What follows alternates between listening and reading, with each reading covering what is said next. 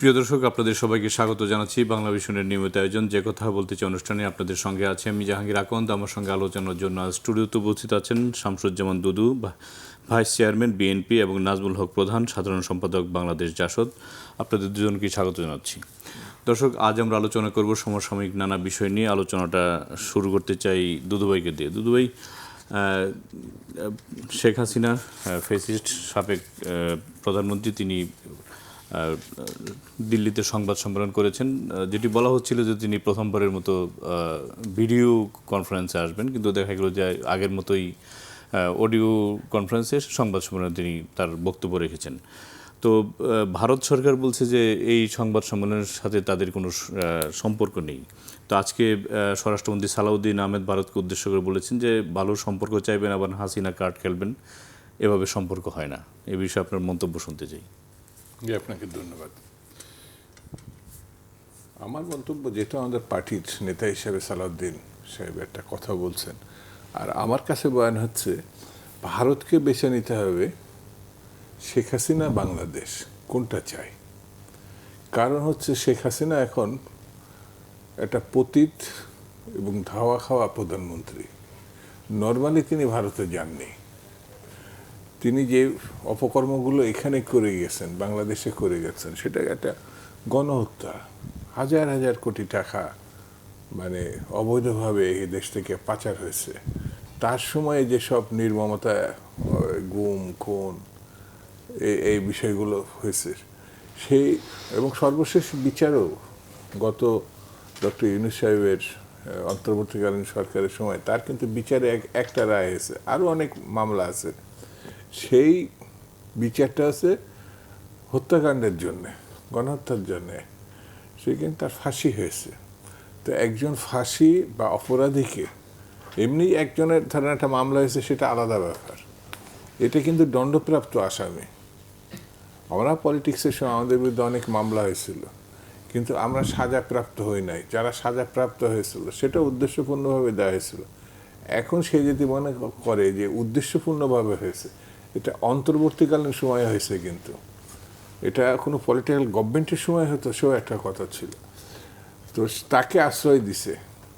বাংলাদেশ একাধিকবার অফিসিয়ালি চাইছে তাকে, ফেরত তো দেয় নাই।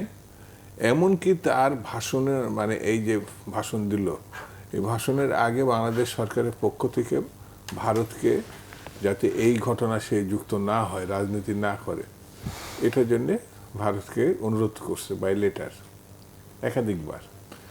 তো ভারত এই সব কিছু জানার পরে তাকে শুধু বলার সুযোগ দেয় নাই, তাকে সারা বিশ্বের সাংবাদিকদের এক জায়গায় করে নিয়ে সেই সুযোগটা দেওয়ার পরে যদি ভারত বলে তার বক্তব্যের সঙ্গে আমি একমত না, তার কর্মের সঙ্গে আমি একমত না, সে তার মতো করে ভাষণ দিচ্ছে, এটা তো সিলি ম্যাটার। খুবই মানে এতটা শিশুসুলভ কথা ভারতের কাছে তো বাংলাদেশ প্রত্যাশা করে না। তার আগে যদি আরেকটা জিনিস দেখি, ভারত বারবার অন্তর্বর্তীকালীন সরকারকে যেহেতু মানতে পারে নাই তারা, ভারত সেই জন্য বলেছে একটি নির্বাচিত সরকারের সঙ্গে তারা কাজ করতে চায়।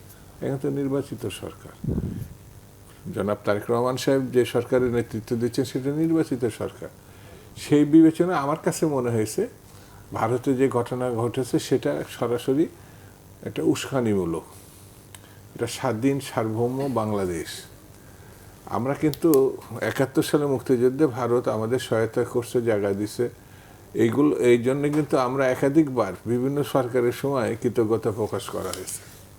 এটা নিয়ে কিন্তু আমরা ভারত বলি না, কিন্তু এখন যে ভূমিকা ভারত পালন করছে সেটি একটি স্বাধীন সার্বভৌম দেশের বিরুদ্ধে সরাসরি হস্তক্ষেপ বলে সরকার যেমন বয়ান দিছে, আমি তার সঙ্গে পুরোপুরিভাবে একমত। এটার থেকে যদি ভারত না সরে, তাহলে স্বাভাবিক সম্পর্কটা ভারতের সঙ্গে বাংলাদেশের এটা দূরপরাহত হবে। প্রথমে আপনার কাছে আসছি, সেটা হচ্ছে যে এই যে শেখ হাসিনার সংবাদ সম্মেলন, আসলেই ভারত যেটা দুদুভাই বলছিলেন এবং বলছিল যে তারা নির্বাচিত সরকারের সাথে কাজ করতে চায়, তো আবার দেখা যাচ্ছে যে শেখ হাসিনাকে বেশ প্রায়োরিটি দিচ্ছে। তো আসলে ভারতের চাওয়াটা কি চায়? আসলে ধন্যবাদ আপনাকে। আলোচনা করছেন দুদুভাই ইতিমধ্যেই। বিষয়টা হচ্ছে যে ভারতের তো প্রতিবেশীর সঙ্গে সৎ প্রতিবেশী সুলভ মনোভাব সম্পর্ক রাখতে হবে, তাই না? আমার কাছে মনে হয়েছে যে এই বিশেষ করে শেখ হাসিনা রাজনৈতিক আশ্রয় নেওয়ার পরে দিল্লি পার্লামেন্টে ভারতের পররাষ্ট্রমন্ত্রী যে বক্তব্যটা দিয়েছে, সেই বক্তব্যটা অনেকটা বিষয় পরিষ্কার করেছিল। কি পরিষ্কার করেছিল? যেমন একটা প্রচারণা ছিল এখানটায় যে উনাকে কৌশল করে নিয়ে যাওয়া হয়েছে, উনি টুঙ্গিপাড়া যেতে চাইছিলেন। এইসব প্রচারণা আসছে না, কিন্তু পররাষ্ট্র মন্ত্রণালয়ের বৈঠকে সেখানটায় পার্লামেন্ট যে বিবৃতি দিয়েছেন তাতে পরিষ্কার বলেছেন জয়শঙ্কর যে উনি রিজাইন করে আমাদের কাছে রাজনৈতিক আশ্রয় চেয়েছে এবং আমরা মর্যাদার সঙ্গে রাজনৈতিক আশ্রয় দিয়েছি। এবং রাজনৈতিক আশ্রয় দেওয়ার পরে ওইখান থেকে কোনো রাজনীতি ইনিশিয়েট করাটা কতটুকু যৌক্তিক এটা ভেবে দেখার বিষয় আছে বাংলাদেশের। উনি কারেক্টলি অ্যানালিসিসটা করছেন। আমি যেটা বলতে চাচ্ছি সেটা হচ্ছে যে আমাদের সঙ্গে ভারতের বহুপাক্ষিক বহুমাত্রিক সম্পর্ক আছে, থাকতেই হবে। আমাদের সঙ্গে সম্পর্ক নিয়ে তর্ক বিতর্ক আছে, লড়াইও আছে, এটাও সত্য, কিন্তু সম্পর্ক রাখতে হবে। সেই জায়গায় এই শেখ হাসিনা ইস্যুটাকে নিয়ে সম্পর্কের অবনতি হোক, এটা আমি চাই না পার্সোনালি। তাহলে সেখানটায় বাংলাদেশের করণীয় কি, ইন্ডিয়ার করণীয় কি? আমি যেটা বলবো, একটা কনফুসিয়াসের একটা থিওরি আছে। থিওরিটা হচ্ছে যে সমস্যাটাকে আমি মোকাবেলা করতে পারছি না, উনি তো আসতে পারছেন না, কারণ উনি অলরেডি এখানটায় দণ্ডপ্রাপ্ত আসামি। উনি ইচ্ছা করলে যত কথাই বলুন না কেন, উনি অমুক তারিখে এগুলি বাদ কি বাদ। তাহলে এই সমস্যাটাকে যেহেতু এটা সমাধানের অযোগ্য হয়ে গেছে, উনিও আসতে পারছেন, উনি আসলে তো ওনাকে আইনের কাছে যেতেই হবে, এটা নর্মাল ল, তাই না? তাহলে এটাকে স্থগিত, বাকি বিষয়গুলি পারস্পরিক আমাদের স্বার্থ সন্তুষ্ট যে বিষয়গুলি, তাই না, সেই বিষয়গুলি আমরা কিভাবে ডিল করব সমমর্যাদার ভিত্তিতে, না সেই বিষয়টা আলোচনায় আসা উচিত। একটা বিষয় হচ্ছে আমরা যদি ওই জায়গায় আটকে থাকি, তাহলে বাংলাদেশের ভবিষ্যৎ রাজনীতি প্লাস ভারতেরও যত বড় দেশই হোক না কেন, হ্যাঁ, তারও কিন্তু প্রতিবেশীর সঙ্গে সম্পর্ক উন্নয়ন যে করতে পারছে না বা করছে না, তাই না, এটাই প্রতিবাদ হবে। তো সেই জায়গায় দাঁড়িয়ে আমি বলছি যে এই জায়গাটা খুব বেশি তো, এটা পরিষ্কার, এটা দিওয়ালা কিন্তু স্পষ্ট যে শেখ হাসিনা এখান থেকে চলে গেছেন, উনি আশ্রয় নিয়েছেন, তাই না? তারপরে ভারতীয় গভর্নমেন্টের এই যে কথাবার্তা, হ্যাঁ, উনার এগুলো দায়িত্ব আমরা নেব না ইত্যাদি ইত্যাদি, তারপরে বলা, এগুলি ঠিক না, ইতিবাচক না। বরঞ্চ তাদেরও উচিত নির্বাচিত সরকারের সঙ্গে কীভাবে আমাদের সম্পর্কগুলি পুনর্উন্নয়ন করবে এবং সম্পর্কগুলি ডে টু ডে আরও সামনের দিকে আগাবে, এটাই চাই আমরা প্রত্যাশা করি। ভাই, একটা বিষয় দেখলাম যে পররাষ্ট্র মন্ত্রণালয় থেকে কড়া ভাষায় সেদিন একটা প্রতিবাদ দেওয়া হচ্ছে এবং এটা বেশ প্রশংসনীয়। সবাই বলছে যে মানে অতীত ইতিহাসে এরকম কড়া ভাষায় এরকম প্রতিবাদ কখনো হয়নি। কিন্তু তারপরের দিনে দেখলাম যে দীনেশ ত্রিবেদী ভারতীয় হাইকমিশনার জ্বালানি মন্ত্রীর সাথে দেখা করলেন, তিনি আরও বেশি করে ডিজেল চাইলেন। তো আগের দিনের যে প্রতিবাদ, তারপরের দিন আবার সহায়তা চাওয়া, এটা আসলে কূটনৈতিক এবং রাজনৈতিক বিশ্লেষণটা আপনার কাছে শুনতে চাই। একটা অর্থনৈতিক, একটা কূটনৈতিক। তো আমরা আমাদের কথাগুলো যেটা বলার যে সম্পর্ক, সেটা তো চলতে থাকবে। ভারতের সঙ্গে আমাদের সম্পর্কটা কিসের? কিছুটা ব্যবসায়িক, কিছুটা রাজনৈতিক, কিছুটা মানে পারস্পরিক, পাশাপাশি থাকা দুটি দেশের যে সম্পর্ক, সেটা শুধু অর্থনৈতিক না, অথবা শুধু কূটনৈতিক না। সেই কারণে তার সঙ্গে যদি আমি চাল নিয়ে আসি, কথার কথা, বিনিময় না তো, যখন জরুরি মুহূর্ত থাকে, যেমন খাদ্য সংকট দিয়েছে, যেমন এটা আপনি দেখবেন যে শেখ মুজিবুর রহমানের সাহেবের সময় 74-এ যে দুর্ভিক্ষ হয়েছিল, সেই সময় কিন্তু ভারত সরাসরি চাল দিয়ে আমাদের সাহায্য করছে এমন কোনো দৃষ্টান্ত নেই। কিন্তু সেই সময় মানুষের হাতে অর্থ ছিল না, কিন্তু চাল বাংলাদেশও ছিল, ওই দেশেও ছিল। তো আমি কেন এই কথাটা উল্লেখ করছি? ভারত আমাদের সঙ্গে দুঃসময় পাশে এগিয়ে আসবে, বন্ধু সুলভ, আমরা তার দুঃসময় তার পাশে এগিয়ে যাব, এটাই তো ঘটনা। তো এখন যে পরিস্থিতিটা তৈরি হয়েছে, একটা খুনি শাসক, যেমন আপনি একে স্পষ্ট করে বলি, ভারত গত 3টা টার্ম শেখ হাসিনা যে নির্বাচন হয়েছে, এই নির্বাচনকে তামাশার নির্বাচন বলা ব্যাখ্যা করছে সমস্ত পত্রপত্রিকা, দেশে বিদেশে মিডিয়া, সবাই। কেন করছে? সেখানে ভোট দেওয়ার কোনো সুযোগ ছিল না, লাইন বেঁধে যেটা, সেটা আওয়ামী লীগের লোকজন, কোনো বিরোধী দল সেখানে যেতে পারে নাই। তো এখন এই ভোটটা তামাশায় রূপান্তরিত করছে এর পুরোপুরিভাবে, যে এই ভোট ধরেন ভারত এবং বাংলাদেশের সম্পর্ক তেমন হওয়া উচিত ছিল, এই ভোটটা ধ্বংস হয়ে যাচ্ছে। ভারত একবার সতর্ক করতে পারত, যেমন আমেরিকা শেষের বার এসে এটাকে বিরোধিতা করছে, তার আগে এটা সমর্থন হচ্ছে। কিন্তু ভারত তো আমাদের বন্ধু, নেই ভারত তো আমাদের একেবারে একেবারে চতুর্দিকে যে বর্ডারটা, এই পুরা বর্ডারটাই ভারত, মানে এটা বলার দরকার নেই। তো বাংলাদেশের এবং জনগণের মানে ভারতের সঙ্গে জনগণের বন্ধুত্ব থাকবে, কিন্তু আমরা কিন্তু ভারতকে বন্ধু মনে করছি, শুধু সরকারকে আমরা মনে করি, জনগণকেও বেশি। ওরা আওয়ামী লীগকে এবং শেখ পরিবারকে বন্ধু মনে করছে, এর বাইরে তারা চিন্তা করতে পারতো না। এটা আমার বিশ্লেষণ। যদি পারতই তাহলে এই সাজানো নির্বাচনকে তারা কখনো অনুমোদন করতো না। এখন যে সমস্যাটা দেখা দিছে ওই দৃষ্টিভঙ্গিগত কারণে, শেখ মুজিবুর রহমান বা শেখ হাসিনা, মুজিবের কন্যা শেখ হাসিনা, তাকে কেন আশ্রয় দিব? সে তো পলাতক, তাই না? জীবন বাঁচানোর জন্য আমি দিয়েছি, তাহলে রাজনীতি করতে দিচ্ছেন কেন? ধরেন আমাদের সঙ্গে বাংলাদেশের একটা তো ব্যাপার আছে যে কোনো অনুপ্রবেশকারী ভারতে আমরা ঠাঁই দেব কিনা, একটা সময় কিন্তু এখানে ছিল বাংলাদেশে, বাংলাদেশ তাদেরকে পাঠিয়ে দিচ্ছে, অনুপ চেটি আর কে কথা উঠছে। তো ভারত কেন তাহলে এখন এটা আপনারা দেখবেন অনুপ্রবেশকারীদেরকে পুশিং করছে, কয়দিন আগেও করছে, বর্ডারে গুলি করে মারছে। তা আমার তো মনে হয় যে পুশিং করতে হয় স্বীকৃত পলাতক, যেভাবে ব্যাখ্যা করে নেওয়ার, সে তো ওই দেশে আছে, ওনাকে তো পুশিং করতে পারে। সদিচ্ছাটা দেখলে তো বন্ধুত্ব আরো ভালো হয়। যে ওদের পুশিং যাদের করছে, আমি যতটুকু খবর জানি অধিকাংশ আছে ইন্ডিয়ান মুসলমান, এটা বাংলাদেশের না। শেখ হাসিনা বেশ গত সংবাদ সম্মেলন এবং তার আগেও বলেছেন যে তিনি ডিসেম্বরে ফিরবেন। আদৌ কি ফিরবেন? এটা আমার মনে হয় না। এটা হচ্ছে একটা রাজনৈতিক হপলবিং, মানে দেন দরবার করা আর কি। হ্যাঁ, এখানে আওয়ামী লীগের রাজনীতি নিষিদ্ধ আছে, আওয়ামী লীগের কর্মীরা গ্রেপ্তার হচ্ছে, বিভিন্ন বিষয় আছে, এগুলিকে সেটেল করার একটা বোধহয় চিন্তা করছে, হতে পারে এটা। তো আমি সেই বিষয়ে বলবো যে এখানটা প্র্যাকটিক্যালি এখন তো আওয়ামী লীগ রাজনীতিতে মাঠে নেই, আওয়ামী লীগ রাজনীতিতে মাঠে নেই।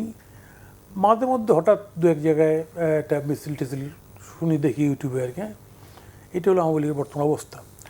আওয়ামী লীগের রাজনীতি ফিরে আসতে হলে আওয়ামী লীগের প্র্যাকটিক্যালি যেভাবে এখন প্রধানমন্ত্রী, আগের পতিত প্রধানমন্ত্রী, স্বৈরাচার প্রধানমন্ত্রী যেটাই বলি না কেন, উনি যেভাবে আগে কথা বলেছেন, ইভেন কি ক্ষমতায় থাকার শেষ সময়ে ওনার পিয়ন 400 কোটি টাকা নিয়ে গেছে, এখন কিন্তু এগুলো কিছুই স্বীকার করছেন না, এগুলো কিছুই হয় নাই।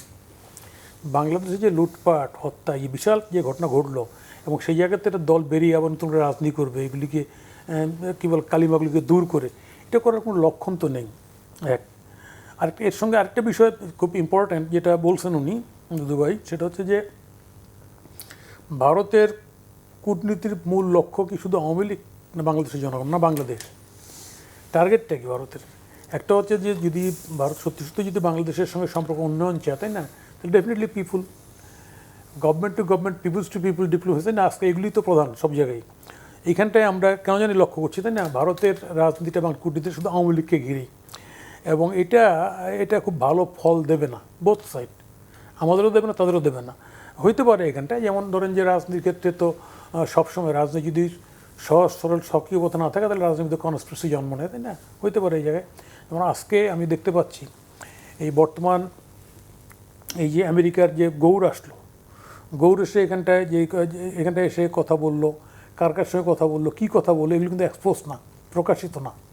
ফলে এই যে একটা গুমোট ভাব, এবং আমরা সরকারের পক্ষ থেকে এগুলো কিন্তু পার্লামেন্টে আলোচনা হচ্ছে না। কী আলোচনা হলো ওই জায়গায়? ইভেন কি বিরোধী দলের সঙ্গে আলোচনা হয় নাই। জামাত পর্যন্ত ব্লেম করছে যে কেন ইন্ডিয়ান এম্বাসির সঙ্গে আলাপ করলো।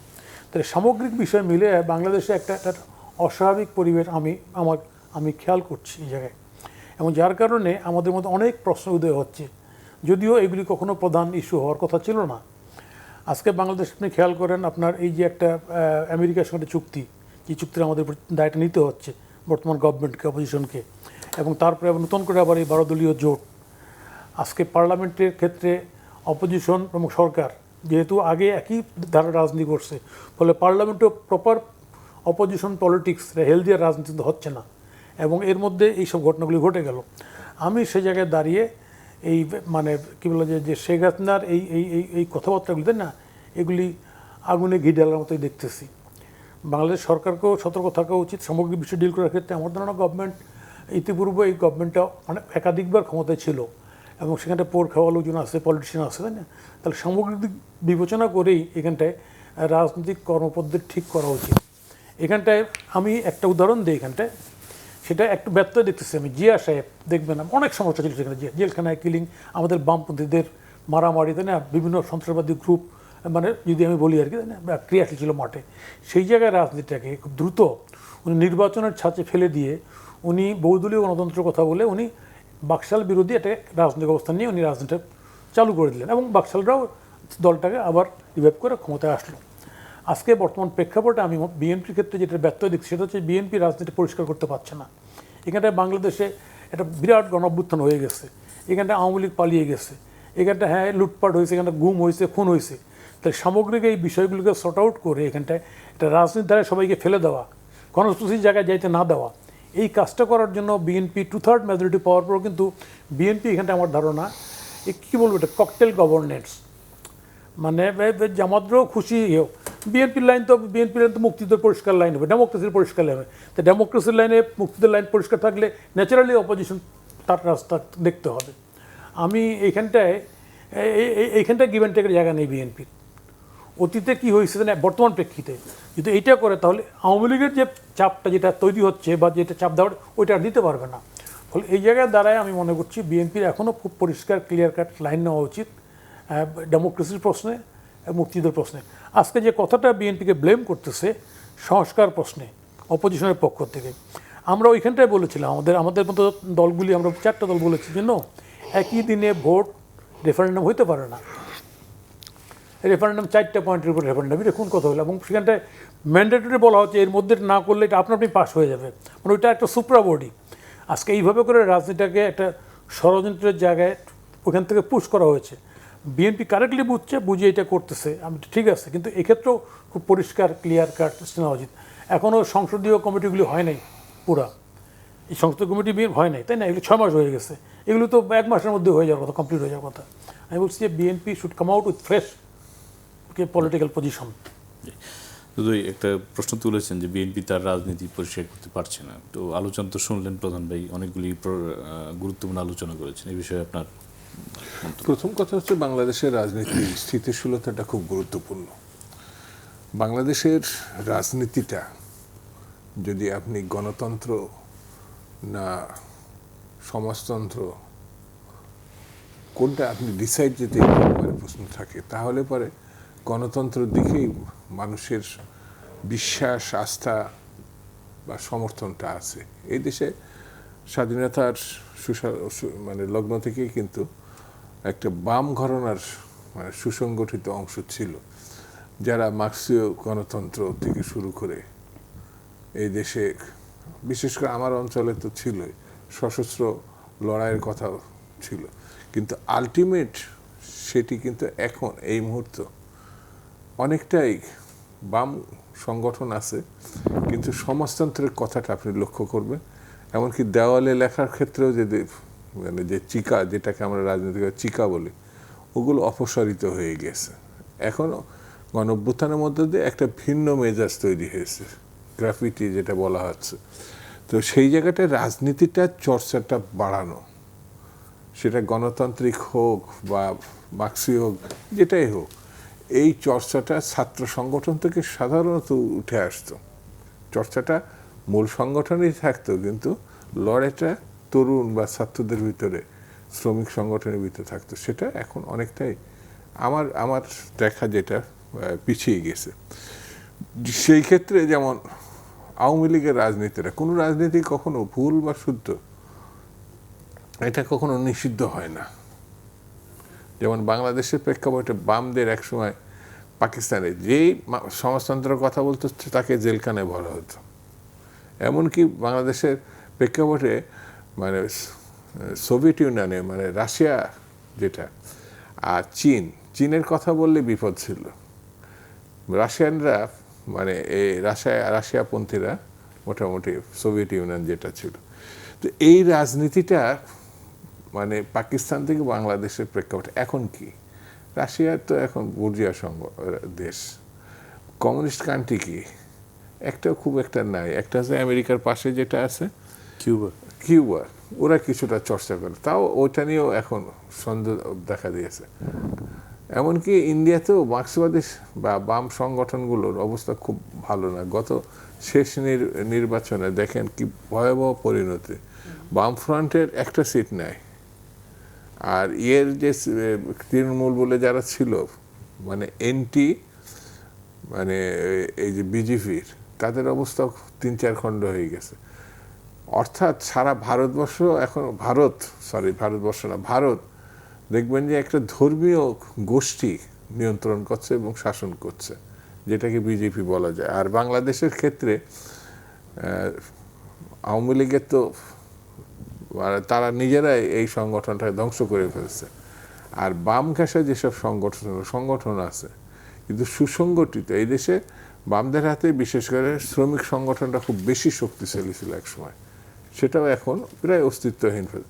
যতটুকু রাজনৈতিক চর্চা মানে গণতান্ত্রিক রাজনীতি, এর পাশে তো জামাত খুব চেষ্টা করছে, কিন্তু গণতান্ত্রিক রাজনৈতিক চর্চাটা সেটা ছিল বিএনপি এখনো যতটা সম্ভব ধরে রাখছে, নির্বাচনী ব্যবস্থার মধ্য দিয়েও ধরে রাখছে, কিন্তু সম্পূর্ণতা করতে পারছে কিনা এই নিয়ে হয়তো অনেক প্রশ্ন থাকতে পারে। ইন্ডিয়া তো গেছে, আমার বিবেচনার কথা বলছে। তো বিএনপি এখন এই যে ভারতীয় যে ঘটনাগুলো, সেটা কি করে মোকাবেলা করবে, সেই মোকাবেলাটা হস্তক্ষেপটাকে বন্ধ করা। ভারতের সঙ্গে দ্বিপাক্ষিক সম্পর্ক আমাদের কোন কোন শর্ত হতে পারে, যদি খুনি বা গণতন্ত্র বিরোধী শক্তি, গণহত্যাকারী পাচারকারী শক্তিকে তারা আশ্রয় দিয়েই রাখে, তাহলে অব্যাহতভাবেই একটা সাংঘর্ষিক পরিস্থিতি এখানে বিদ্যমান থাকবে। সেই ক্ষেত্রে ভারতকে স্পষ্টত এই লাইনে আনার উদ্যোগ নেওয়া যে তুমি এটা বর্জন করো, এটা সরো, তাহলে একটা পরিস্থিতি আছে। বিএনপির জন্য সবথেকে বড় চ্যালেঞ্জ আমার কাছে মনে হয়েছে গণতন্ত্র পুনঃপ্রতিষ্ঠা এবং সেটা রক্ষা করা, এটা সবথেকে বড় চ্যালেঞ্জ। কারণ চারিধারে এখন ধর্মান্ধ গোষ্ঠী, যারা 71-এ বাংলাদেশই চায় নাই, তারাই মনে হচ্ছে এখন আনুষ্ঠানিকভাবে তো তারা এখন বিরোধী দল, কিন্তু সেটি যদি এই যে এই শক্তিটা যারা গণতন্ত্রকে বিশ্বাস করে না, সেই যদি কোনো কারণে মানে এগোয়, তাহলে পরে এইখানে সুস্থ স্বাভাবিক রাজনীতি ক্ষতিগ্রস্ত হবে আমার কাছে মনে হচ্ছে। সেই জন্যে সকল সংগঠনকে, যারা গণতন্ত্র প্রিয়, দেশপ্রেমিক, স্বাধীনতা সমত বিশ্বাস করে, তাদেরকে সে যেখানে যে থাক না কেন পারস্পরিক সম্পর্ক থাকতে হবে, না হলে বাংলাদেশের সুস্থ রাজনৈতিক ধারা রক্ষা করা কঠিন হবে। তখন ভাই দুদুভাই যেটা বলছিলেন যে গণতন্ত্র পুনঃপ্রতিষ্ঠা এবং তার রক্ষা করা হচ্ছে এখন সবচেয়ে বড় চ্যালেঞ্জ, এই বিষয়ে আপনি বলবেন। আর তার সাথে আর একটু অ্যাড করতে চাই, এইটাই শেষ প্রশ্ন শেখ হাসিনার সংবাদ সম্মেলন সম্পর্কে, যে আমরা দেখলাম যে বিবিসি বাংলা একটি প্রতিবেদন করেছে শুভজ্যোতি ঘোষ, এবং সেখানে যেটি বলা হয়েছে যে আওয়ামী লীগের সংস্কার, দলের গঠনতন্ত্র সহ তাকে বাংলাদেশে কীভাবে কী করা যায় সে বিষয় নিয়ে ভারতীয় কর্তৃপক্ষ যেসব প্রস্তাব দিয়েছিল শেখ হাসিনা সবগুলি ফিরিয়ে দিয়েছে এবং একরোখা একটা মনোভাব পোষণ করেছে। তো তার যে বক্তব্য, এই যে এত 1400 মানুষকে হত্যা করা হলো এবং প্রায় 30,000 মানুষকে আহত করা হলো, কোনো ধরনের তার মধ্যে কোনো চেঞ্জ দেখতে পেয়েছেন কিনা তার বক্তব্যে, যে এর জন্য সে দুঃখিত, ব্যথিত বা তার এরোগেন্সিকে কীভাবে দেখছেন? একটা বিষয় হচ্ছে যে আমি বক্তব্যটা শুনিনি, আসলে শুনিনি, আমি বক্তব্য শুনি নাই। আমি এমনি বিভিন্ন কমেন্টস দেখেছি, এগুলি আমি শুনে এখানে শোনার প্রয়োজন মনে করিনি। বাংলাদেশের বর্তমান প্রেক্ষাপটে আমাদের এখানটায় একটা সহনশীল রাজনীতি প্রয়োজন। আমরা এই সহনশীল রাজনীতিটা আমরা শুরুর থেকেই, পাকিস্তান আমলে তো হয়ই নাই, দেশ স্বাধীনের পরেও করতে পারিনি, ক্ষমতায় আওয়ামী লীগই ছিল, বঙ্গবন্ধু সরকার। সহনশীল রাজনীতি, ডেমোক্রেসির মূল কথাটা হচ্ছে সহনশীলতা, টলারেন্স, তাই না? সেটা অ্যাবসেন্ট ছিল। বর্তমান সময় এইখানটায় বাংলাদেশের রাজনীতিতে একটা অস্থির পরিবেশ তৈরি করার চেষ্টা করা হচ্ছে, বোথ সাইড। আমি যেটা বলতে সেটা হচ্ছে যে এই সহনশীল পরিবেশ তৈরি করার জন্য আমাদের এইখানটায় তাহলে ইন্টারনাল, আমাদের আভ্যন্তরীণ যে রাজনীতি, সেই রাজনীতিটার একটা গতিময়তা দরকার। আমি গতিময়তা বলতে ইন এ সেন্স পার্লামেন্টটাকে হেলদি দেওয়ার দরকার। কিন্তু আমি পার্লামেন্টের যে লক্ষণটা দেখতে চাই না, যে আলোচনার ঢং, আমার ঢংটা আমার কাছে ভালো মনে হচ্ছে না। যেমন অ্যাজ এ হোল যেমন আপনার এই যে জামাতের পক্ষ থেকে বা এনসির পক্ষ থেকে যেভাবে কথাবার্তা বলা হচ্ছে বাইরে, তাই না, তাতে এখানটা এটা উগ্রতা এটা লক্ষ্য করা যাচ্ছে। তো সেই ক্ষেত্রে এই যে একটা সহনশীল রাজনীতি যদি না হয়, তাই না, তা পার্লামেন্টটা কার্যকর হবে না। আমরা দেখেছি বিএনপি আওয়ামী লীগের পার্লামেন্ট কখনোই কার্যকরী ছিল না, পার্লামেন্ট সহনশীল ছিল না, এক পক্ষ আরেক পক্ষকে নিশ্চিহ্ন করার প্রচেষ্টা ছিল বোথ সাইড সবসময়। এবং সেটার প্রেক্ষিতে আওয়ামী লীগ এইভাবে একরকমভাবে চালাইছে 15টা বছর 16 বছর। আবার বিএনপি এখন জামাত ক্ষমতায় এসে ধারণাটা এরকম যে আওয়ামী লীগ অ্যাবসেন্টই থাকে, আওয়ামী লীগের ক্রিমিনাল, হ্যাঁ, এটার তো বিচার হওয়া উচিত, এতে কোনো সন্দেহ নাই, হওয়া উচিত। কিন্তু একটা জিনিস আওয়ামী লীগের রাজনীতি করার ভিত্তিটা কোন জায়গায় পাচ্ছে, যেমন 69-এর আন্দোলন যদি আমি বলি, দেখবেন সেখানটা মুসলিম লীগ পরাস্ত হয়েছে 10 বছরের শাসনের, এবং নির্বাচনেও পরাস্ত হয়ে নিশ্চিহ্ন হয়ে গেছে। এখানটা আওয়ামী লীগ যদি ভোট করতো, আমার ধারণা আওয়ামী লীগ নেতারা সব পলাতক। এটা ভোট করলেও এরা 10-20 জিত, আই মিন ডাউট, ভালোভাবে ভোট করতে পারো এটা ডাউট। কিন্তু এই যে ভোটটা করতে দিলেন না এবং এই যে ব্যান্ড আছে সেইখানটায় একটা ষড়যন্ত্রের রাজনীতি আলামত হচ্ছে এইগুলি, এই কথাবার্তা, এই সব কিছু না, এবং আমাদেরকে ভাবিয়ে তুলতেছে।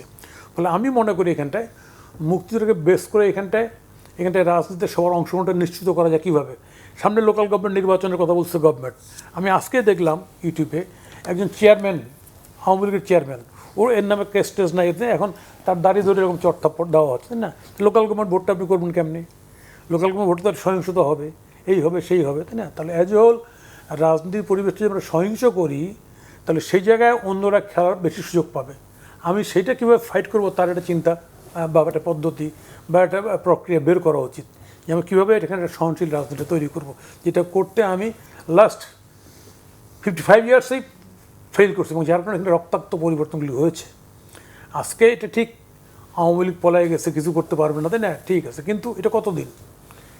কারণ বাংলাদেশের 18 কোটি দেশের লোক মারাত্মকভাবে ঘনবসতির দোষ, প্রতিদিন এখানে চাহিদা, গ্যাস বিদ্যুৎ বলেন, চাকরি বলেন, কাজ বলেন, তাই না, চাহিদা আসেই। ফলে এই দেশটাকে একটা এর মধ্যে রাখা, নিয়মের মধ্যে রাখা খুব ডিফিকাল্ট। আপনি দেখবেন এই যে মেট্রো কোনো নিয়মই মানতে চায় না তো সামগ্রিক। আমি একটা উদাহরণ দিলাম আর কি। তাহলে এই জায়গায় দাঁড়িয়ে আমাদেরকে ভাববার বিষয় আছে যে আমরা কীভাবে একটা সহনশীল রাজনীতি তৈরি করতে পারি। হলো তো অনেক, যেটা ওই যে রিপোর্ট যেটা বললেন যে 800 কতজন সরকারিভাবে তালিকা প্রকাশ করছে, 875 জন, 76 জন, 20,000-এর মতো আহত হয়েছে। তাহলে এই যে মারা গেছে, এই যে আহত হয়েছে, এই যে এরাও তো দেখি যে বিভিন্ন যারা আন্দোলনকারী শক্তি তাদের মিটিংয়ে গিয়ে রীতিমতো শাউট করতেছে, কারণ তারাও তো না কি বলা যায় যে আমি সেই এনসিপির মিটিংয়ে গিয়ে সেদিন দেখছি যে আপনারা তো হয়েছেন, আমরা কি পাইলাম? তাহলে পাইতে চায় সবাই, ক্ষমতা এনজয় করতে চায় সবাই। তো সেই জায়গায় এটা সহনশীলতা তৈরি না করতে পারলে কিন্তু এটা এনার্কির মধ্যে ঢুকে যেতে পারে, যেটা ক্ষতি হবে আমাদের। জি, ওই প্রধান ভাই বলছিলেন যে বিরোধী দল তাদের পক্ষ থেকে যেই সহনশীল যে রাজনীতি সেটি করছেন এবং উগ্রতা লক্ষ্য করা যাচ্ছে। আপনি তার আগে রাজনীতির ভাষা নিয়ে কিছুটা বলেছেন যে রাজনৈতিক ভাষা আগে কীরকম ছিল, এখন কী ধরনের ভাষা ব্যবহার করা হচ্ছে। তো এর কারণটা কি, মানে এই যে সহনশীল রাজনীতি কেন করা যাচ্ছে না? কারণ সরকারও এখনো পর্যন্ত কোনো মানে খুব বেশি বিরোধীর উপর প্রেশার, হামলা মামলা যেটা আমরা অতীতে দেখেছি সেদিকে যাচ্ছে না, তারপরেও কেন সহনশীল রাজনীতি হচ্ছে না? প্রথমত আমার কাছে যেটা মনে হয়েছে, বিরোধী দল হিসেবে যারা আছে তার একটা বড় পার্ট হচ্ছে জামাত ইসলামী, যারা ধর্মভিত্তিক রাজনীতি করে, যারা ধর্মের অপব্যাখ্যা করে, তারা ধর্মভিত্তিক রাজনীতি দাবি করে কিন্তু কোরআনের অপব্যাখ্যা করে। বাংলাদেশের মানুষ ধর্মভীরু, বাংলাদেশের 80% 85% হচ্ছে মুসলিম, আর অল্প সংখ্যক হিন্দু, বৌদ্ধ, খ্রিস্টান তারা আছে। তো এই সেন্টিমেন্টকে যারা ইসলামের নামে, কোরআনের নামে সঠিকভাবে যদি ব্যবহার করতো তাহলে কিন্তু প্রশ্ন ছিল না, কিন্তু সেই সঠিক পথটা তারা নেয়নি। তারা সস্তা জনপ্রিয়তার জন্য এমন অনেক কথা বলে যে আল্লাহর সৃষ্টি হচ্ছে জামাতে ইসলাম, মানে গত ইয়েতে আপনি আখেরাতে বেহেশত পাবেন যদি জামাতকে ভোট দেন। তো এটা তো মানে কোনো রাজনৈতিক দল দাবি করতে পারে না। বেহেশত হচ্ছে আল্লাহর হাতে, পাপ পুণ্যের বিচারের পরেই সে মানে বেহেশতে যাবে না নরকে যাবে সেটা তারপরে বিচারের পরে সিস্টেম। কিন্তু জামাত এটা একে দিব্যি করে ফেলে। আর আমার কাছে মনে হচ্ছে জামাত নামে যারা রাজনীতি করে তারা সত্যকে মুখোমুখি হতে খুব ভয় পায়, মিথ্যা এবং ছলনার আশ্রয়টা বেশি নেয়। তো এমন একটা শক্তি আপনি এখন বাংলাদেশের রাজনীতিতে, বিরোধী দল। তো স্বাভাবিক কারণে এই বিরোধী দল যা দাবি করবে, এদের দেখেন না তারা 4-5 মাসের বা 6 মাসের মধ্যে যেসব দাবি নিয়ে রাস্তায় নামার হুমকি দিচ্ছে, মনে হচ্ছে যে রাস্তা একটা তাদেরই লোকজন আছে আর অন্য কোনো রাজনৈতিক দলে আর রাস্তা নাই। তার মানে একটা সংঘর্ষের জিনিস তারা চিন্তা করছে। আর এদের সঙ্গে ওই যে গণঅভ্যুত্থানের দাবিদার যারাই গণঅভ্যুত্থান করছে তারাই হচ্ছে এই পরিবর্তন আনছে, এবং এমন এমন কথা বলবে, এমন ভাষায় বলবে, সেটা কোনো রাজনৈতিক ভাষা না। তরুণরা বলছে মনে ভাবখানে এরকম, এরাই আমরা তো তরুণ ছিলাম, আমরা 90 এই যেখানে প্রধান হয়ে বসে আছে, আমরা তো 90 গণঅভ্যুত্থানের, আমরা এখানে শুধু যে 24-এ গণঅভ্যুত্থান হয়েছে তা তো না, এখনো আমরা রিক্সায় চড়ি। তাদের গাড়ির দাম যদি আপনি যে গাড়িতে চড়ে তাতে নিশ্চিতভাবে এক আল্লাহ তার ফেরেশতা দিয়ে টাকার বস্তা তাদের বাসায় রাখছে, আর না হলে পরে এই টাকা তাদের ব্যাখ্যা করতে হলে পরে যদি তদন্তর মুখোমুখি হয়, তাহলে ওই যে একজন নেতা, ওদের যে মুখ্য সচেতক মুখ্য ব্যক্তি, তার নিয়ে যেসব কথা উঠছে সেগুলো তো সুস্থ স্বাভাবিক কথা না।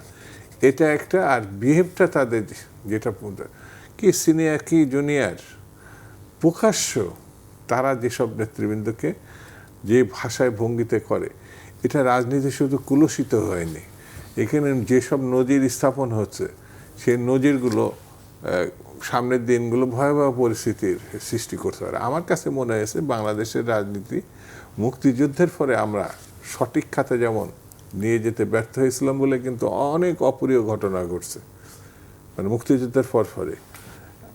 আর গণঅভ্যুত্থানে 90-এর গণঅভ্যুত্থানে এইরকম যারা সক্রিয় ছিল মানে নেতৃত্ব দানকারী, তারা এখনো অনেকেই অর্থ কষ্টে ভোগে। আমি জানি তারা অনেকে বাড়ি ভাড়াও দিতে পারে না, জীবনযাপন চালানো কঠিন। অথচ এইটা একটু আগে আমি ব্যাখ্যা করলাম কি বলছে। তো এখান থেকে একটা লিডারশিপ, সুস্থ লিডারশিপ উঠে আসার কথা, সেটি ব্যর্থ হয়েছে। সেই জন্য এখন যে সরকার আছে বা বিরোধী দল আছে বা অন্যান্য রাজনীতিবিদ আছে, তাদেরকে ভেবে দেখতে হবে রাজনীতিটা সুস্থ স্বাভাবিক যদি না রাখতে পারে তাহলে ভাবার কোনো কারণ নেই। বিভিন্ন মানে স্বার্থনৈতিক গোষ্ঠী, ষড়যন্ত্রকারী গোষ্ঠী বা গণতন্ত্র বিরোধী গোষ্ঠী তারা বসে থাকবে, এটা ভাবার কোনো কারণ নাই। প্রথম ভাই, জামাত নিয়ে একটা প্রশ্ন করতে চাই। সেটা হচ্ছে যে জামাতের অন্যতম স্লোগান ছিল আল্লাহর আইন চাই, সত্যের শাসন চাই, তারপরে আকিম উদ্দিন। তো এবার নির্বাচনে দেখলাম যে এই বিষয়গুলি একদম নেই। এখন জামাত কি এই তাদের যে কট্টরপন্থা থেকে এই মধ্যপন্থা বা লিবারেল হতে গিয়ে কি লেজেগুড় অবস্থা? একটা হচ্ছে যে জামাত ক্ষমতা, ওই যে কয় না ক্ষমতার সময় গেলে অনেক কম্প্রোমাইজ করতে হয়। ক্ষমতা সবসময় নতুন নতুন বন্ধু ইনভাইট করে, নতুন নতুন সমস্যা ইনভাইট করে। তো জামাত এবার ক্ষমতায় যাওয়ার জন্য মারাত্মকভাবে মরিয়া ছিল আর কি, কী বলা যায় যে in this way that way জামাতকে ক্ষমতা যেতেই হয়। তারা বিশ্বাসও করে, বলছো তারা যে তাদেরকে ক্ষমতায় যাইতে দেওয়া হয়নি। এই যে ক্ষমতাটা যখন প্রধান হয়ে যায় তখন রাজনীতিটা অসহিষ্ণু হয়ে যায়। আর এইখানটায় এই জামাতের এই আকাঙ্ক্ষার মধ্যে এখানটায় ঘি ঢালছে হচ্ছে ডক্টর ইউনূস সাহেব। বলে কেমনে? আমাদের দেশে গ্রামে একটা কথা আছে যে বাচ্চার ছেলেদেরকে কখনো ঘুঘুর বাসা দেখাইতে হয় না, তাহলে ঘুঘুর বাসাও নষ্ট করে, ডিমও নষ্ট করে দেয়, মানে ওর বসতিটাই শেষ করে দেয়, বাসাই শেষ করে দেয়। হ্যাঁ, তো ইউনূস সাহেব এই ছেলেদেরকে ক্ষমতা দেখাইছে, ক্ষমতা গোয়িং পাওয়ার। এই যে ক্ষমতা দেখানোর কারণে যে ঘটনাটা ঘটে গেছে, এই যে আকাঙ্ক্ষা, এই যে মানে কথা বলার যে ধরন, ঢং ঢাং এবং সামগ্রিক বিষয় মিলে এই জায়গাটা চলে আসছে। এবং জামাত এইটা এখন জামাত তার ফ্রন্টাল ফোর্স মনে করতেছে এই ফোর্সটাকে। এবং যেগুলি জামাত ভালো করে জানে ৭১ রোলের কারণে জামাতের এইগুলি পিছনে জনগণ র্যালি নাও করতে পারে, ফলে জামাত কিছু ভালো মানুষ সেজে এদের দিয়ে এইগুলি করাচ্ছে বলে আমি বিশ্বাস করি। এটা জামাতেরই একটা পণ গুটি করাচ্ছে, এবং যার কারণে রাজনীতিটা অসহিষ্ণু হয়ে যাওয়ার যথেষ্ট কারণ আছে। আজকে যদি সতর্ক না হই আমি, তাহলে এখানটা একটা বিপদের সম্মুখীন আমরা হয়ে যেতে পারি, আবার ডেমোক্রেসি হয়ে যেতে পারি। এখানটায় বর্তমান সময়ে আমি বিশেষ করে বর্তমান সরকার এবং যারা পলিটিশিয়ান আছেন তাদেরকে এই সামগ্রিক বিষয় মিলে যে অ্যাপ্রোচ, পার্লামেন্টের রাজনীতি যাতে পার্লামেন্টেই কি বলা যায় হেলদিয়ার থাকে, তাই না, তার বন্দোবস্তটা করতে হবে। না করতে পারে রাজনীতিটাকে একটা গ্রুপ, ওরা যারা আছে তারা বাইরে, আমি এমন কিছু হয়ে যায়নি যে এর মধ্যে সচিবালয়ে ঘেরাও করতে হবে। আমরা এরশাদের সময় সচিবালয়ে ঘেরাও করেছিলাম, মনে আছে ভাই, তাই না? অনেক পরে তো ফলে এই ধরনের প্রোগ্রাম তো সমাজের মধ্যে একটা উৎকণ্ঠা উদ্বেগের তৈরি করে, যেটা রাজনীতিটাকে সহনশীল হওয়ার পরিবর্তে অসহনশীল করে ফেলে এবং এইসব জায়গা থেকে কনস্পিরেসি হয়। আমি আশা করব রাজনীতিটা সহনশীল জায়গায় থাক এবং আমরা এখানটায় বাংলাদেশে সবসময় আমরা পরিবর্তনটা হয়েছে রক্তাক্ত, পরিবর্তনটা পিসফুলি ট্রানজিশনটা খুব কম বারই হয়েছে। আমরা চাই রাজনীতি পিসফুল ট্রানজিশন হোক। জি, আমরা একটু অন্য একটি প্রসঙ্গে যাই দুদু ভাই, সেটি হচ্ছে যে বেশ কদিন ধরে দেখলাম যে জিনিসপত্রের দাম বেশ চড়া, বিশেষ করে সবজির বাজার বাদই দিলাম যেহেতু সাম্প্রতিক বন্যা গিয়েছে, অনেক ফসল নষ্ট হয়েছে, কিন্তু চালের দাম বেড়েছে এবং অন্যান্য জিনিসপত্রের দাম বেড়েছে। তো দেশে এই যে তদারকি সংস্থা যারা আছে তারা কেন আসলে খুব বেশি একটা কাজ করছে না, কি মনে হয় সরকারের কি এদিকে নজর দেওয়া? আসলে একটা দীর্ঘ অব্যবস্থাপনা, মানে যেটা কর্তৃত্ববাদী শাসন, সেখানে অনেক দল উপদল গোষ্ঠী তৈরি হয়, সুবিধাবাদী অংশ তৈরি হয়। তার ধারাবাহিক একটা রূপে আমরা যেটা অন্তর্বর্তীকালীন সময়ে এটা আমরা ভেঙে ফেলতে পারতাম, তছনছ করে ফেলতে পারতাম, কারণ তখন তো কোনো দলের ছিল না, কিন্তু সেটা সম্ভব হয়নি। তার মধ্যে বিএনপি দীর্ঘ আন্দোলন সংগ্রাম করছে, লড়াই করছে, তারপরে একটা নির্বাচনের মধ্যে দিয়ে একটা সরকার গঠন করছে। কিন্তু ওই গোষ্ঠীগুলো, সুবিধাবাদী গোষ্ঠীগুলো বা মহল বিশেষের যেসব নিয়ন্ত্রণ, তারা আবার অনেকের রং বদল করে ফেলছে এবং এটা সাধারণত সব ক্ষেত্রে রং বদল করে ফেলে। তারা এই গোষ্ঠীর স্বার্থে, তাদের নিজেদের স্বার্থে মানুষকে জিম্মি করে ফেলে। ধরেন মানে একেবারে নিচ থেকে এখানে যখন কাউরান বাজার পর্যন্ত পৌঁছাচ্ছে আমাদের শাকসবজি বা বিভিন্ন জিনিস, সেখানে যে দাম, সেই দামে যখন ক্রেতার হাতে গিয়ে পৌঁছেছে, মাঝে দেখা গেল কোনো কিন্তু 50% বেড়ে যাচ্ছে। তো ওই 50% বাড়ার টাকাটা কিন্তু কৃষক পাচ্ছে না, সুবিধা মতো যারা উৎপাদনকারী ফরিয়াদের পকেটে, ফরিয়ারা এটা পেয়ে যাচ্ছে। তাহলে আমার এখানে যে কৃষক ভাইরা কষ্ট করছে, ইনভেস্ট করছে, তারা খুব সামান্য কিছু পয়সা পাচ্ছে। আর যাদের কোনো নাই, মানে একেবারেই অংশগ্রহণ নেই, কিন্তু ফরিয়া হিসাবে এটা নিয়ন্ত্রণ করছে, তারা 50, কোনো ক্ষেত্রে 60% লাভ অংশ নিয়ে চলে যাচ্ছে। এই জায়গায় আপনি যেটা বললেন যে তদারকি যে সংস্থাগুলো, অর্থাৎ বাজার নিয়ন্ত্রণের জন্য সরকারের যে উদ্যোগগুলো, অর্থাৎ ফরিয়াদের মানে নিয়ন্ত্রণ করা, আবার এমন কিছু করা না যে এটা আবার নিয়ন্ত্রণ করতে গিয়ে সব কিছু আপনি আরেকটা গোষ্ঠী তৈরি হয়ে যাবে। সেই জন্যে দক্ষতার সঙ্গে এবং বাজার ব্যবস্থাপনার সঙ্গে যেসব বিশেষজ্ঞ পর্যায়ের লোক আছে, সবাই মিলেমিশে যদি এটা কন্ট্রোল না করা যায়, তাহলে আলটিমেট মানে ক্ষতির মুখোমুখি পড়ে ক্রেতা, সাধারণ মানুষ। এবং সেই সাধারণ মানুষ আপনি যেটা উল্লেখ করেন, কোনো জায়গায় এটা না বিশ্বাস উঠে যায়, কারণ তাদের একটা সীমিত বাজেট থাকে, সেই বাস্তবে টান পড়ে গেলে তাদের জন্য খুব কষ্টকর হয়ে যায়।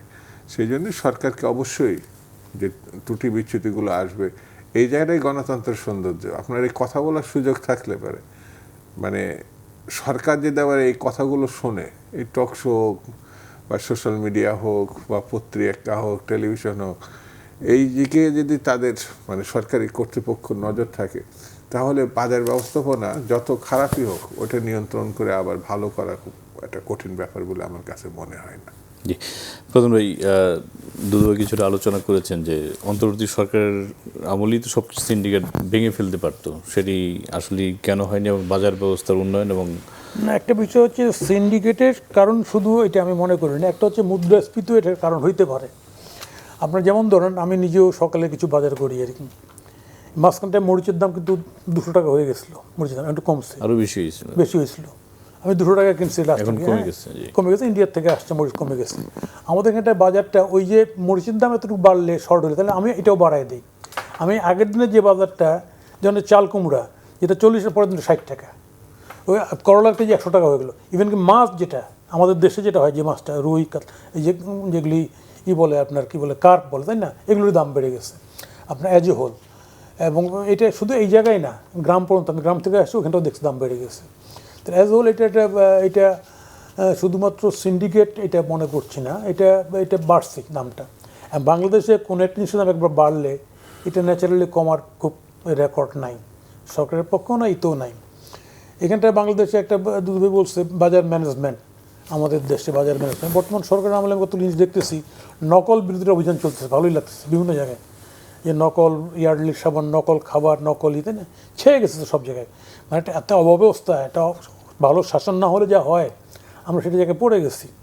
আপনি হোটেলেই বলেন 3 দিনের বাসি খাবার খাওয়াই দিচ্ছে, তাই না, সমস্ত জায়গায় পড়ে গেছে। তাহলে এই জায়গা থেকে দাঁড়াতে গেলে সরকারের একটা নিবিড় পর্যবেক্ষণ সমস্ত জায়গায় লাগবে, এবং দায়িত্ব নিয়ে বাজারে আপনার খাওয়ার সামগ্রী বলেন, আপনার প্রসাধনী বলেন, সমস্ত জায়গায় যদি করতে পারে, হ্যাঁ, তাহলেই কেবলমাত্র এটা খুব শর্ট টার্ম, এটার কোনো পদ্ধতি নেই যে আমি কালকেই সব শেষ করে ফেলবো। তবে একটা গভর্নমেন্ট যদি চিন্তা করে তাহলে এটার থেকে উত্তরণের আমাদের সম্ভব। এটা ঠিক, আমাদের গ্রামের কৃষক যে উৎপাদন করে সে যে পয়সা পায়, আর আর আর যে মাঝখানটা যে ফরে আদালতে সে বেশি পয়সা পায়। এর সঙ্গে আবার চাঁদাবাজিও যুক্ত আছে। আমি জানি না এখন চাঁদাবাজির পরিমাণ কীরকম হয়ে গেছে। আগে তো রোডের ট্রাকে চাঁদা দিতে হইতো, এটা থাকলে তো তাহলে তো আর কমার কোনো সম্ভাবনাই নেই। ফলে সামগ্রিক বিষয়গুলি সরকারকেই দেখতে হবে, দায়িত্বটা সরকারের। আর সরকারের যে ভোগ্যপণ্য যে সমিতি আছে, হ্যাঁ, যারা মাঝে মধ্যে কথা বলে, তারা কিন্তু কথাগুলি বলে সরকারের উদ্দেশ্য করে।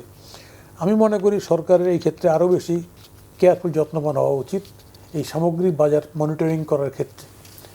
গত যেমন আপনার রোজা গেছে, রোজায় কিন্তু মোটামুটি আমরা ঠিকই ছিলাম, আমাদেরকে সে চাপ নিতে হয়নি, কিন্তু ইদানিং কিন্তু নিতে হচ্ছে এখন সিরিয়াসভাবে।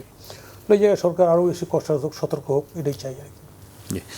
দুই, সরকার তার দায়িত্ব পালন করবে, কিন্তু ব্যবসায়ীদেরও, আমাদের দেশের ব্যবসায়ীদের আমরা যেই অভ্যাস যেটা দেখতে পাই, ধরেন তেলের দাম যেটা যতটুকু বাড়ানো হয়, জিনিসপত্রের দাম তার চেয়ে কয়েক গুণ বেশি বাড়ানো হয়, যেটার সাথে কোনো মানে সঙ্গতি নেই।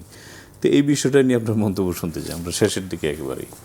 সবথেকে বড় কথা হচ্ছে যে মানুষের সততা। ধরেন যেই ব্যবসা করুক, ব্যবসা কিন্তু ধর্মের বিবেচনাতেও অনৈতিক কিছু না। সে লাভ অংশটা অবশ্যই প্রতিটা ক্ষেত্রেই পাচ্ছে, কিন্তু সেটা যখন অতিরিক্ত মানে সে নিতে চাচ্ছে, তখনই সমস্যাটা কিন্তু তৈরি হচ্ছে। মুদ্রাস্ফীতি বা অন্যান্য প্রসঙ্গ তো আমি বাদই দিলাম। তা আমাদের কিছু অসৎ ব্যবসায়ী নেই তা না, কৃত্রিম সংকট সৃষ্টি করে, আবার তাদের কাছে সব কিছুই আছে, অথবা গুদামজাত করে। যেটা সবথেকে মারাত্মক হিসাবে দেখা দিয়েছিল, সেটা মানে আমাদের বাংলাদেশের শুরুর লগ্ন থেকে। তো এখন সেই নানান পথ চড়াই উতরাইয়ের মধ্য দিয়ে, যেমন শহীদ জিয়া রহমানের সময় শেখ মুজিবের পিরিয়ডে যেটা হয়েছিল, ওর থেকে অনেক উত্তরণ করছিল। বেগম জিয়ার সময় এটা কিছুটা রিল্যাক্স হয়েছিল। আসলে আপনাকে রাজনীতির ক্ষেত্রে, নেতৃত্বের ক্ষেত্রে সৎ দৃষ্টিভঙ্গি আর দক্ষ লোকগুলোকে সামনে নিয়ে আসা, এটা যদি করা সম্ভব হয়, তাহলে আমার কাছে মনে হয় বাজার ব্যবস্থাপনা উন্নত না হওয়ার কিছু নাই, এবং মানুষের স্বস্তিরও ফিরে আসবে। আপনাদের দুজনকে অসংখ্য ধন্যবাদ জানাচ্ছি আমরা একেবারেই শেষ প্রান্তে। প্রিয় দর্শক, আজ এ পর্যন্তই। ভালো থাকবেন, সুস্থ থাকবেন, সে প্রত্যাশা আজকের মতো এখানে বিদায় চাইছি। সঙ্গে থাকার জন্য ধন্যবাদ সবাইকে।